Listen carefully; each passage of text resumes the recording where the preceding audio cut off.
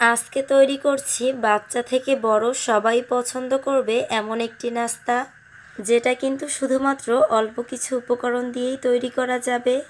আসসালামু আলাইকুম everyone, welcome to জান্নাস mini kitchen.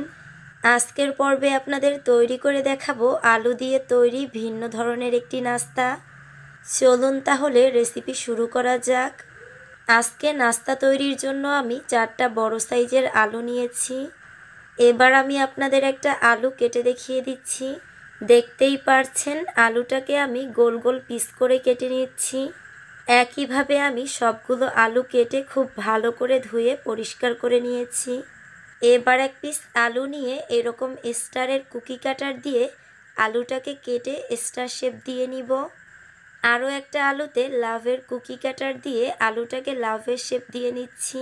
সেমভাবে আমি সবগুলো আলু কেটে নিব। আপনাদের কাছে কুকি কাটার না থাকলে আপনারা চাইলে এমনিতেও কিন্তু এই আলুগুলোকে কাঠির ভিতরে ভরে নিতে পারেন।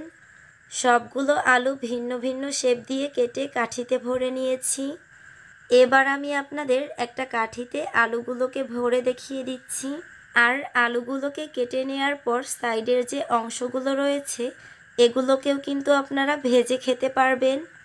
এখন তৈরি করে নিব আলুগুলোকে কোট করার জন্য একটা ব্যাটার। এর জন্য একটা বাটিতে ময়দা নিয়ে নিচ্ছি 1/2 কাপ, আর কর্নফ্লাওয়ার নিয়ে নিচ্ছি 1/4 কাপ। 1/2 চা চামচ দিয়ে দিচ্ছি মরিচ গুঁড়ো, আর 1/4 চা চামচ দিয়ে দিচ্ছি ধনিয়ার গুঁড়ো। গরম মশলা গুঁড়ো দিয়ে দিচ্ছি 1/4 চা চামচ, আর দিয়ে দিচ্ছি 1 প্যাকেট ম্যাগি মশলা। সবশেষে 1/2 চা চামচ চিলি ফ্লেক্স আর স্বাদ মতো লবণ দিয়ে দিচ্ছি। এবার অল্প অল্প করে পানি দিয়ে একটা ঘন ব্যাটার তৈরি করে নিব। কাজটা একটু সময় নিয়ে করবেন যাতে করে ব্যাটারটা পাতলা না হয়ে যায়। এবার যে আলুগুলোকে কাঠিতে ভরে রেখেছিলাম সেগুলোর উপর থেকে একটা চামচ দিয়ে এভাবে করে ব্যাটারটা দিয়ে আলুগুলোকে খুব ভালো করে কোট করে নিচ্ছি। কোট করা হয়ে গেছে। এবার এগুলোকে ভাজার জন্য চুলাতে একটা প্যানে পরিমাণ মতো তেল গরম করে নিয়েছি। এখন এই তেলের মধ্যে আলুর কাঠিগুলোকে দিয়ে দিচ্ছি। আলুগুলোর একটা সাইড ভাজা হয়ে গেছে, এবার অন্য সাইডটাও উল্টে ভেজে নিব।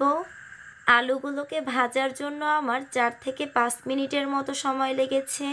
তবে আপনারা যদি আলুগুলোকে আরও ক্রিস্পি করে ভাজতে চান তাহলে আরও 2 থেকে 3 মিনিট সময় বেশি নিয়ে ভেজে নেবেন। ভাজা হয়ে গেছে, এবার এগুলোকে তুলে নিচ্ছি। চলুন এবার আপনাদের সার্ভ করে দেখানো যাক। আর ভাজার পর উপর থেকে আমি কিছুটা চাট মশলা দিয়ে দিয়েছি। এই আলুর নাস্তাটা অনেক বেশি ক্রিস্পি আর টেস্টি ছিল, তাই আপনারাও চাইলে ট্রাই করে দেখতে পারেন। আজকের মতো এখানেই বিদায় নিচ্ছি। সবাই ভালো থাকবেন। আল্লাহ হাফেজ।